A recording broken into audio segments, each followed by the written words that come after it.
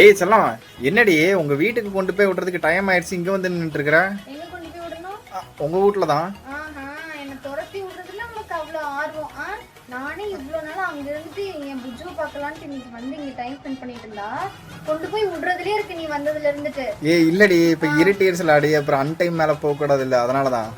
புரியுது புரியுது, நான் இங்க இல்லாதனால ஜாலியா இருந்து பழகிட்டேன்ல.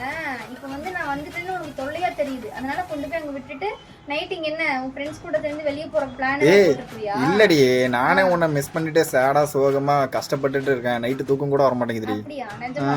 ஆமா. போய் சொல்லலாம், இவ்வளவுதான் நான் சொல்லக்கூடாது. சரிடி தங்கம், சீக்கிரம் கிளம்பு. எல்லாம் இங்க உன்னை தொலைவிட்டு இருப்பாங்க, போய் விட்டுட்டு வந்துடுறேன். ஓஹோ, போடா, எட்டி உடைச்சுன்னு வச்சுக்கோ. 10 நாள் தான் இன்னும் வந்திருக்குது. 10 நாள் தானா? நீ மிஸ் பண்ணலையா என்ன? இல்ல தங்கம், ஐ மிஸ் யூ டி செல்லம். என் குட்டி மாவே ரொம்ப மிஸ் பண்றேங்க. வாரு. தெரியுது நீ யாரை மிஸ் பண்றேன்னு. போ. சரி சரி, சீக்கிரம் போலாம்.